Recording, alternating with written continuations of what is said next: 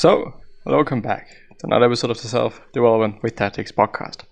As you can see, the quality of the camera improved significantly. Not only in terms of color correction and yada yada yada, but as funny as it is, it's just some tape on my camera, some transparent tape on my camera that somehow solved all the issues that I've had with it.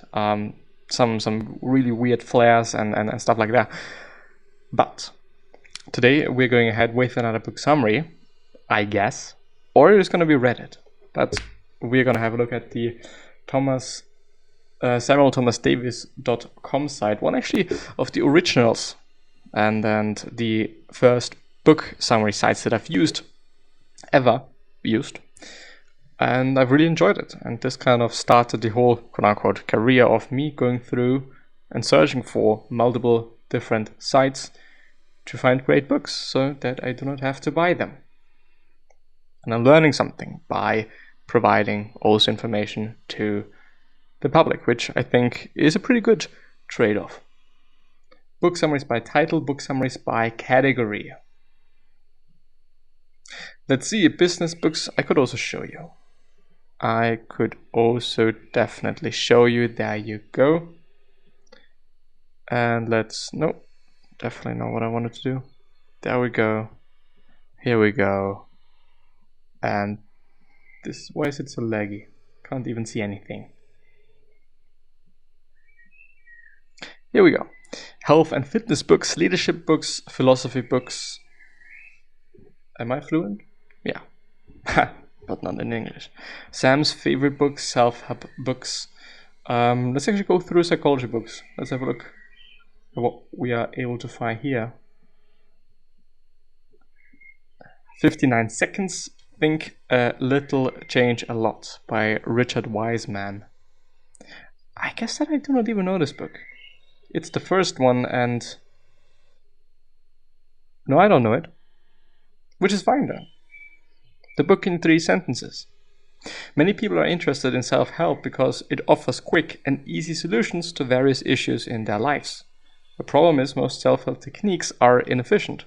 The most effective techniques come straight from the scientific community, which, when you're thinking about, also clearly makes sense. They are studying these things, they know about neuroscience, they know about shit that I don't know about, and so on and so forth. When something is scientifically proven, it is scientifically proven and therefore it is the truth. Unless there's some, they fucked up the whole study or the whole experiment or whatever it might be. But most often it is the truth that it works and it is proven to work.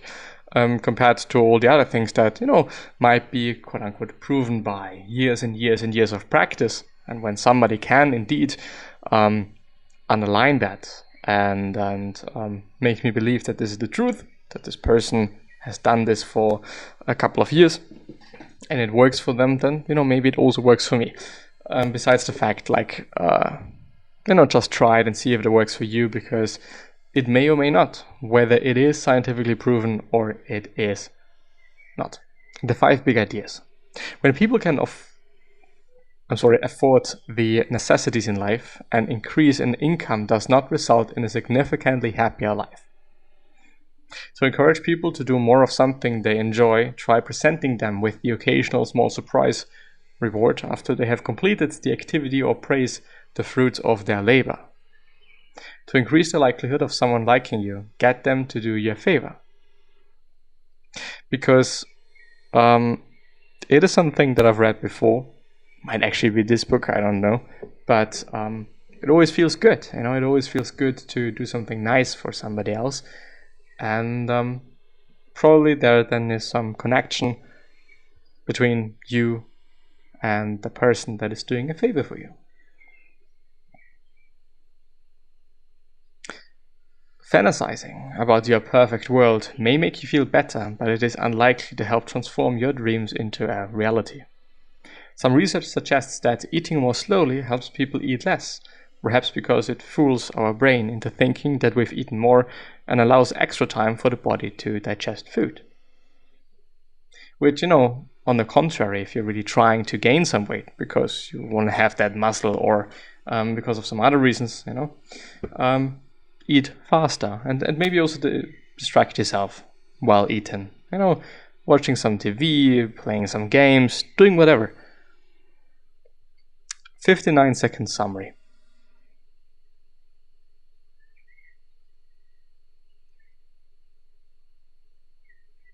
Where is it? It's really slow today, for whatever reason. Happiness doesn't just flow from success, it actually causes it. When people can afford the necessities in life, an increase in income does not result in a significantly happier life. Yes, I know, it's the exact same thing as I've read before, but I also remembered just the moment ago that Jordan Peterson was actually also talking about that in a lecture.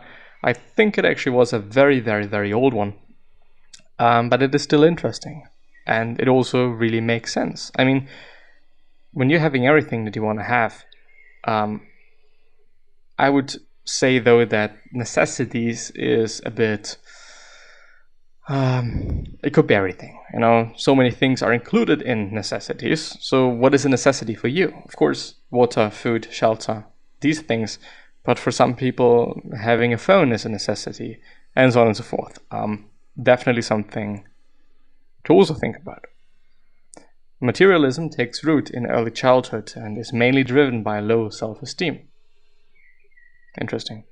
Wants to buy happiness? Then spend your hard-earned cash on experiences. Advice that I've had before and I've also given, and it also truly does make sense. Traveling, which is an experience, and also making life easier. Getting the new gadget, the new phone, because you know that you're going to be able to work better with it.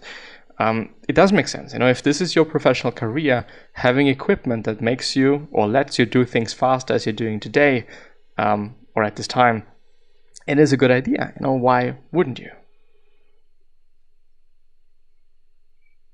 When it comes to happiness, this is going to be the last one. Remember that it is experiences that represent really good value for money.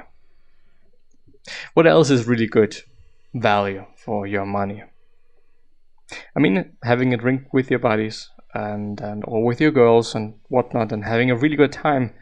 This feels great. When I'm thinking about it, this is one of the best things you can spend your money on. Also vacations, traveling, as I said before. But all of these things, probably all things that you're not doing alone. Of course, you can travel alone. And of course, this can also be a really great experience and one of the best things you can do in your life. On the other hand, another argument would be, or another factor would be, another thing would be, at some point of time, you are going to run out of time. Seeing a lot in your life, seeing a lot of countries, a lot of people, meeting a lot of people, meeting a lot of, cultures, getting to know a lot of cultures. At least at my point of view, this is my opinion, it probably is the best buck for your time as well. Because when you're really old, very old, you can't do this anymore. But you can still get that Ferrari and probably drive it, hopefully. But traveling is, a bit different. Of course, I do want to say that this is the general truth. It's going to be the case for everyone, because this is not right. Some people are very old and still are able to travel. But energy is going to be low in the very last days, months, years, and decades of your life. At least lower than before, when you're young or younger. So do more experiences, have more experiences, do more with, your spouse, do more with your friends, do more with whomever you would like to actually do more with. But yeah, with that being said, hopefully going to see you next time. Bye-bye.